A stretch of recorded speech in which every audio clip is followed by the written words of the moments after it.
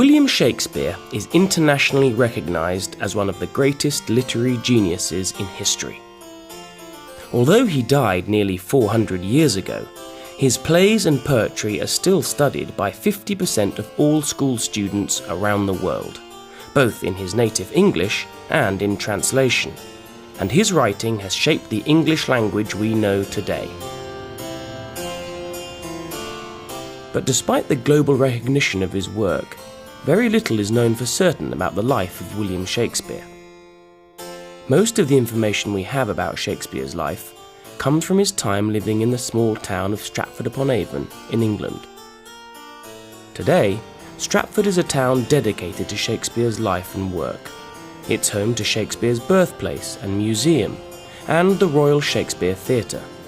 Visitors come here from all over the world to learn more about Shakespeare's life, and to experience his plays being performed live by some of the best Shakespearean actors in the world, the Royal Shakespeare Company. So, what do people think they know about Shakespeare's life? We studied him for GCSE, but apart from that, you don't really learn much about his life. No, you learn about his works, like Macbeth and Romeo and Juliet, King Lear. King Lear. Yeah. But you don't really learn about him as a person. No. He was born in Stratford-upon-Avon, I know that much. That's why we're here to have a look. He was a playwright, wrote loads of plays, and married Anne Hathaway. Did he? Yeah, he did. And that's it. He was a playwright and an actor, and he's from Stratford-upon-Avon, and he moved to London from a young age. And there's a few years of his life, I believe, where we don't know what happened to him, 6 or 7 years missing, where we don't know what he did or where he was. Well, he was born here in Stratford. And he lived in London for quite a long time, where he wrote plays and ran the company for the Globe Theatre. He had twins. Can't remember who was he married to. Anne Hathaway. Oh, yeah. He was married to Anne Hathaway. We went to her cottage last year. Yeah, that was good.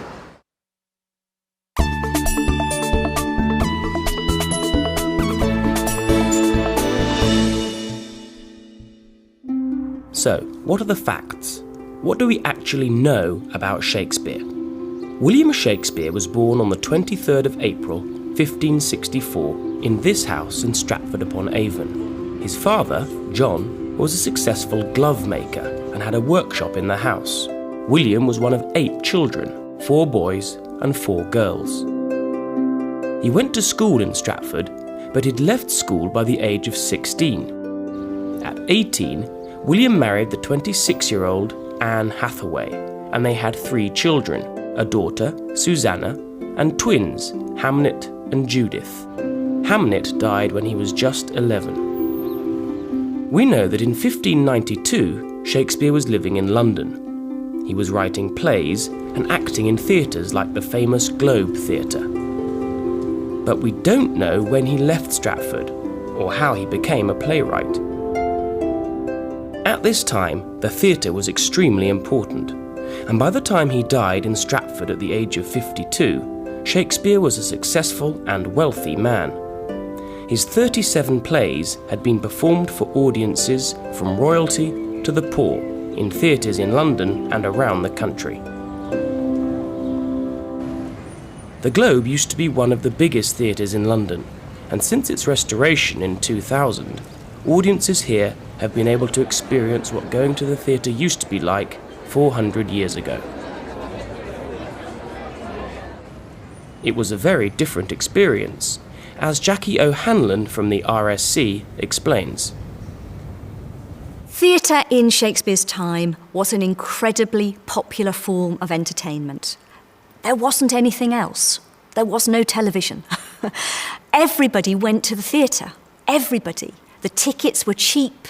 All kinds of society, all kinds of people would be in a theatre together watching the play. The Globe held an audience of up to 3,000. They were really big events, and they were the kind of thing that you would take an afternoon off work to go to. In Shakespeare's time, the audience misbehaved, it shouted out, it threw things at the actors. Another difference is that women did not perform on stage when Shakespeare was writing plays. The other crucial difference about theatre in Shakespeare's time was that it happened during the day. So evening performances couldn't happen because it was dark. So a lot of performances happened in the daytime, outside.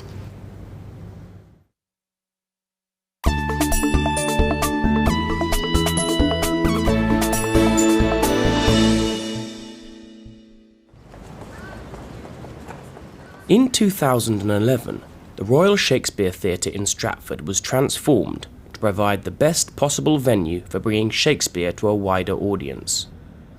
In this new Royal Shakespeare Theatre, everything is brought much closer together. So the furthest seat from the stage is 15 metres away. In the old theatre, it was 24 metres. So a really big difference. We wanted to create a sense that the audience and the actors are in the same room, that we're sharing this story together. The Royal Shakespeare Company also works hard outside of the theatre to bring the work of Shakespeare to modern audiences in new and unusual ways. Last year, we launched a Twitter play called Such Tweet Sorrow, based around Romeo and Juliet.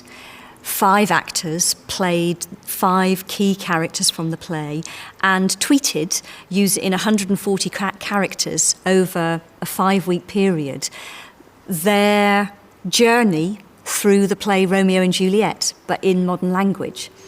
It created this enormous new audience for Shakespeare, and that's what we're trying to do all of the time, is surprise audiences by who Shakespeare is and what he was writing about. But the genius of Shakespeare is his use of the English language and the stories that he tells. Shakespeare uses about 20,000 words throughout his 37 plays. That's not a huge number today, but when he was writing, it was. And it's possibly not what the words are, but it's how creatively he uses those words that is his genius. It's the way he places words next to each other that creates their beauty and their very unique meaning to us.